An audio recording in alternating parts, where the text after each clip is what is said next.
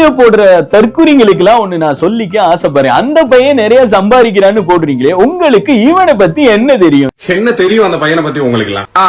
First of all அவன் ஒரு national level athlete, அது உங்களுக்கு தெரியுமா? யாரா நீ? இவர தெரியல? இவர தெரியலையே. இவர்தான் பிரிட்டிஷ் இளவரசர் சார்லஸ். பஞ்சாயத்தடா முடிச்சு நமக்காக அம்பட்டு போலும் புள்ள குட்டியோட வெயில்ல காத்து கிடக்குறாங்களே.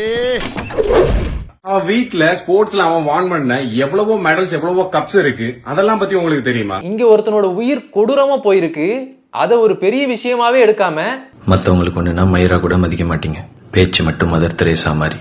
வெக்கமா இல்ல? அந்த உயிரை கொடூரமா கொண்டு எடுத்துட்டு இனி ஜெயிலுக்குள்ளேயே சாதி சனத்தோட தின்னு பேண்டு கொளுத்து தெரிய போற ஒரு கொலகாரனோட லைஃப் போச்சுன்னு இறக்கப்பட்டு இருக்கிற. அவரு பக்கத்து ஒரு நியாயம் இருக்கு, அந்த நியாயத்தை நீங்க பாக்கணும். இங்க இந்த 4 பேரு 4 விதமா பேசுவாங்கன்னு சொல்லுவாங்களே, அந்த 4 பேர் நீங்க தானே? நீங்கெல்லாம் இன்னும் சாவலடா, உங்க மண்டையில கொலைகிறேன். அவன் வீட்டுல அவன் ஜெயிச்சு வாங்கி இருக்கிற கப்பு மெடல்ஸ் எவ்வளவு இருக்குன்னு தெரியுமான்னு கேட்டீங்கல்ல. அவனோட இன்ஸ்டாகிராம்ல அவன் எவ்வளவு கத்தியார்வலோட போஸ்ட் போட்டிருக்கான், அது உங்களுக்கு தெரியுமா? எதுக்கு சொல்லல இத? எந்த அவனுக்கும் தான் போலீஸ் ஆகணுங்கிற மாதிரி ஒரு கனவு இருந்துச்சு, அத பத்தி உங்களுக்கு தெரியுமா? லூஸ் மாதிரி பேசாரா, மைக் யாத்தே குறா. இதுல சுர்ஜித்துக்கு போலீஸா வேலைக்கு போக ஆசை இருந்துச்சா, இப்ப அவனோட போலீஸ் கனவு கலைஞ்சதை பத்தி சாருக்கு ரொம்ப வருத்தமா இருக்கான். மானம் எனக்கு இருந்தா விஷம் சேர வாங்கி சாப்பிட்டு செத்து தொலைஞ்சு போங்க. கவின் மட்டும் இவ சிஸ்டரை காதலிக்காம இருந்திருந்தா சுர்ஜித்தும் கொலை பண்ணிருக்க வேண்டிய அவசியம் வந்திருக்காது, அவனும் ஒரு போலீஸ் ஆகி இருந்திருப்பான். இப்படி கெடுத்துட்டாங்களே ஒரு இளைஞனோட வாழ்க்கையன்னு ஒப்பாரி வைக்கிறவங்க கிட்ட ஒண்ணு கேக்குறேன். ஒருவேளை நீங்க சொல்ற மாதிரி நடந்து இவன் போலீஸாவே வந்துட்டாலும் அவனுக்குள்ள இருக்கிற சாதி வெறி அப்படியே தான் இருக்கும். அது எப்படிப்பா உடம்போட ஊர்னது மாறும்? உப்பு தண்ணில ஒரு வாரம் உன்னை ஊற வச்சு 4 தட்டு தட்டினா எல்லாம் மாறிடும். கவினுக்காக மட்டும் இவன் கத்தி எடுக்கலங்கறத புரிஞ்சுக்கிட்டீங்கல்ல. ஏன்னா இவனோட வளர்ப்பே இப்படிதான் இருக்கு. உங்க வளர்ப்பு சரியில்லை, வளர்ப்பு சரியில்லை. உங்க அப்பா அம்மாவை சொல்லணும். என்ன ஜெனரேஷன் இது? இந்த ஜெனரேஷனை பார்த்தா எனக்கு பக்கங்குது. சோ சுர்ஜித் போலீஸ் ஆனாலும் கூட அவனோட சமூகத்துல இருக்கிற பசங்களை நான் இருக்கேன்னு சொல்லி தூண்டி விட்டு பல ஆணவ கொலைகளை நிகழ்த்தி இருப்பான். உன்னையெல்லாம் சின்ன வயசுல கள்ளி பால் கொடுத்து கொண்டிருக்கணும்டா. அவன் பண்ணது தவறுதான், அதை நியாயப்படுத்த நான் விரும்பல. அப்புறம் என்ன நீங்க வந்த?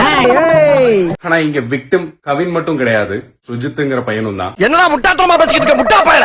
கவின் இறந்துட்டாரு தான், ஆனா எந்த அளவுக்கு கவினை பத்தியும் கவினோட குடும்பத்தை பத்தியும் யோசிச்சு நம்ம வருத்தப்படணுமோ அதே மாதிரி சுர்ஜித்தோட நிலைமையை நினைச்சு வருத்தப்படணும். செம்ம காண்டாவது. உதைப்பதற்குள் ஓடிவிடு. பல வருஷம் கத்தி அருவா வெட்டு குத்துன்னு பழக்கப்பட்ட சுர்ஜித் விளையாட்ட 4 கப்பு வாங்கினதுனால ஒரு கொலையை இப்ப பண்ணிட்டாலும் விக்டிம் ஆயிட்டாப்ல. அப்போஸ் சத்தியமா இந்த கேஸ்ல மூளையே இல்லாத முட்டாப்பைய கூட சுர்ஜித் விக்டிம்னு சொல்ல மாட்டான். நான் கெட்ட வார்த்தையில திக்கி போயிருவேன், ரத்தம் கொதிக்குது உன்னை பாக்க போயிரு. இந்த வார்த்தையை நீங்க சொன்னதுக்காகவே சுர்ஜித்தை விட 100 மடங்கு அருவருப்பான மனிதரா என் கண்ணுக்கு தெரியுறீங்க. நீயே அந்த ரேஞ்சுக்கு வரப்போற நீ. இப்ப அதான் சிக்னல் குடுக்குறாங்க. இப்ப நானும் பேசி வச்சிருக்கேன், நானும் அந்த மாதிரி தான் காமிச்சிக்கிறீங்க. அதான் இப்ப இந்த மாதிரி பிச்சைக்கார நாய்களை எல்லாம் உள்ள தள்ளுங்க. சுர்ஜித்தை நினைச்சு வருத்தப்படுறதுக்கு திடீர்னு பேச்சுவார்த்தை மோதலா மாதிரி இவன் கத்தி எடுத்துட்டு வந்து கவினை கொள்ளல. ஸ்கெட்ச் போட்டு ஒருத்தனை வர வச்சு கத்தியும் மிளகா பொடியும் முன்னவே ரெடியா வச்சு பிளான் பண்ண மாதிரி அதை அவன் மூஞ்சில தூவி கொலை பண்ணிருக்கான். நீ எல்லாம் ஒரு ஆம்பளை, உனக்கு பேரு சூனா பானா. அவனே கையை கத்திய குடுத்துட்டு இப்படி வால் சண்டை போட்டிருக்க வேண்டியதானே? மிளகா பொடி எடுத்து மூஞ்சில அடிச்சுட்டு முதுகுல குத்தி கொண்டிருக்கு மூதேவி. இதுக்கு வீரம்னு பில்டப் வேற என்ன?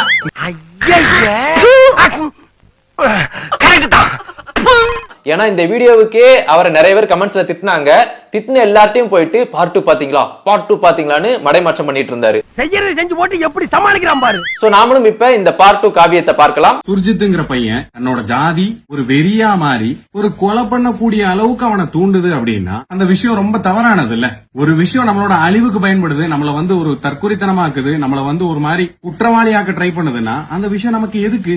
என்ன இப்படி சேஞ்ச் ஆயிட்டா? அதாவது நண்பர்களே, பார்ட் 1 வீடியோவுக்கு கமெண்ட்ல எல்லாரும் போட்டு அடிச்சதுல அதே கண்டென்ட்டை ரீமாடிஃபை பண்ணி ஃப்ரெஷ்ஷா, அதுவும் சுர்ஜித்தை விக்டிம்னு சொல்றதெல்லாம் தூக்கிட்டு பொதுவா ஜாதி எதற்குன்னு முடிச்சிட்டாப்ல. அப்புறம் நான் உங்ககிட்ட விளையாட்டா பேசுற புராணிக்கு நம்பிட்டீங்க. ஐயோ ஐயோ. சோ நீங்க பண்ணது இப்ப எப்படி இருக்குன்னா, நல்ல பேண்ட் ஊரெல்லாம் நார் அடிச்சிட்டு எவன்டா பேண்டதுன்னு வீடு தேடி வந்து கேட்டதும் கழுவுன குண்டியை காட்டி பாருங்க எவ்வளவு சுத்தமா இருக்குன்னு அப்படின்னு சொல்ற மாதிரி இருக்கு. இந்த பொழப்புக்கு 4 பேர் அதனால இதுல நீங்க திட்டினத நான் உங்களுக்கே திருப்பி கொடுக்கிறேன். ஒருத்தனோட சாவுல தான் உன்னோட ரிவெஞ்சையும் உன்னோட வன்மத்தையும் கொட்டி தீப்பண்ணா நீ எல்லாம் மனுஷனே இல்லையடா.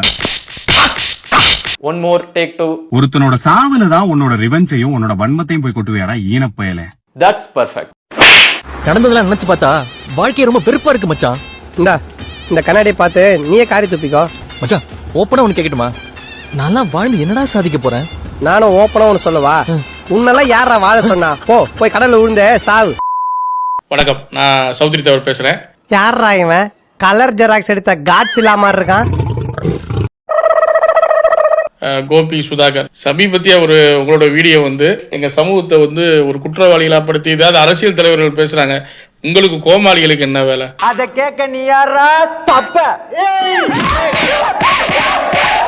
யூடியூப் போட்டது ஒரு நல்ல விஷயம். அதுல நிறைய பயனுள்ள விஷயங்கள், அறிவியல் தகவல்கள், நிறைய பேர் நல்ல விஷயங்கள் தர்றாங்க. ஆனா உன்ன மாதிரி சில கோமாளிகள் யூடியூபை கேவலப்படுத்துறதுக்குன்னா இந்த மாதிரி விஷயங்கள் சமுதாய ரீதியா கருத்தை சொல்றதுக்கு உனக்கு யார் இது பண்ணா?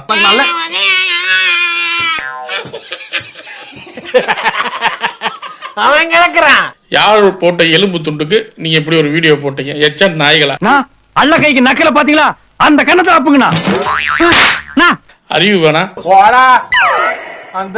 குரு பூஜையை பத்தி பேசுறீங்க. குரு பூஜையை பத்தி பேச உங்களுக்கு தகுதி என்ன? அப்படிங்களா? ரொம்ப ரொம்ப சாரி சார். அப்படித்தான் பேசுவேன். போன வருஷம் இந்நேரம் குரு பூஜையை பத்தி பேசுற சவுக்கு சங்கருக்கு ஏற்பட்ட நிலை தெரியுமா? காவல்துறையால் கை உடைக்கப்பட்டு குண்டாஸ் அடிக்கப்பட்டு பல வழக்குல, அதாவது சித்தர்கிட்ட விளையாடாதீங்க பல தடவை சொல்லியாச்சு. நீ எல்லாம் ஒரு ஆளும் கிடையாது. சாத்திக்கிட்டு மூடிக்கிட்டு பாப்போம், சாத்திக்கிட்டு மூடிக்கிட்டு பாப்போம், சாத்திக்கிட்டேன். சமூக பதட்டமுள்ள ஒரு சூழ்நிலைய இப்ப நீங்க கேலியும் கிண்டலுமா? என்ன உண்மையை சொன்னா எரியுதா? ஊருக்குள்ள உங்களுக்கு மரியாதை கொடுக்கறது அதிகம்டா. சரி, ஒரு விதமா 2 விதமா போடுறீங்கள. அங்க யார் ட்ரைனிங் கொடுத்து வெட்ட அனுப்புறாங்க, அதை கேட்டு நீ வெட்டுறன்னு சொல்லி அந்த பையனுக்கு அட்வைஸ் பண்ற மாதிரி நீ பண்ற. அப்ப இங்க எவன் ட்ரைனிங் கொடுத்து லவ் பண்ண அனுப்புறியா? டேய், உங்களுக்கு வெக்கமே இல்லையாடா? காதல் பற்றி வேறு எந்த நாட்டிலும் உலகத்துல இவ்வளவு பிரச்சனை இருக்கும்னு நான் நினைக்கவே இல்லை. காதல் இவ்வளவு பெரிய பிரச்சனையா இங்க இருக்கிறதுக்கான காரணம் என்ன? காதலுக்கு குறுக்கே நிற்பது சாதி என்கிற ஒன்றுதான். மதமும் பொருளாதாரமும் அடுத்த கட்டத்துல. சாதி தான் முதல்ல. அதை மறைக்கிறதுக்கு எத்தனை வேஷம். சாதியை காப்பாற்றுவது தானே காதலை எதிர்ப்பதற்கான ஒரே காரணம். சாதியை காப்பாற்றுவதற்காக பெத்த குழந்தையை கூட வெட்டி போடுவோம் சொல்றீங்கல்ல, குறித்துக் கொள்ளுங்கள். மிக நல்ல மனிதனை கூட சாதி கொலைகாரனாக்கும்.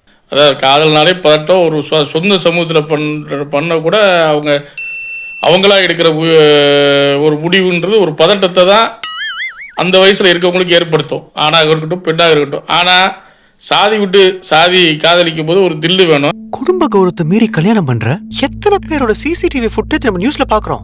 அப்புறம் நீ ரொம்ப வருத்தப்படுவ. யோசிச்சு பாரு. வரேன் மாமா. சொல்லுமா. அது உண்மையிலேயே சுஜித்துக்காக தான் என் சமூகமே வருத்தப்படுது.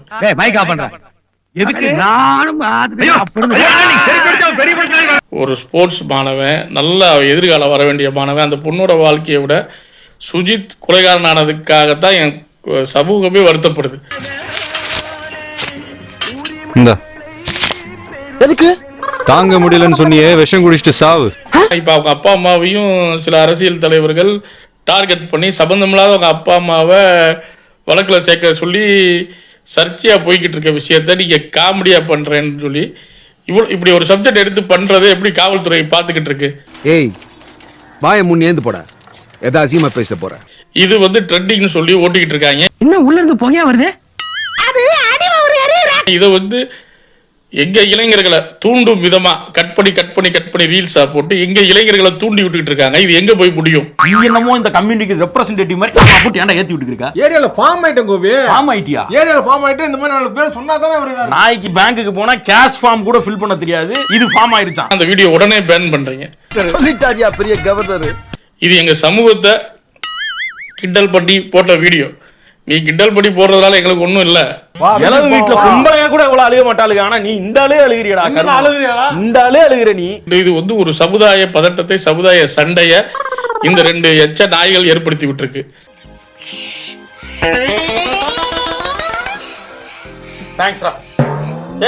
சமுதாய பதட்டத்தை ஏற்படுத்தும் இந்த கோபி சுதாகர் போன்ற நாய்களை எச்சரிக்கிறோம்.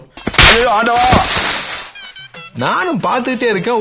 ஊழ சவுண்ட் ஓவரா இருக்கு. என்ன நான் இருக்கும் போதே சுத்தப்பன அறுத்துருவியா நீ? ஸ்டார்ட் பண்ணு.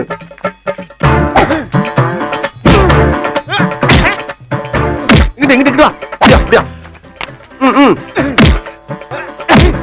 பிடைக்கல மண்டையில மட்டும் அடிச்சிடாத குலக்கத்தில் உள்ள போயிருவேன்.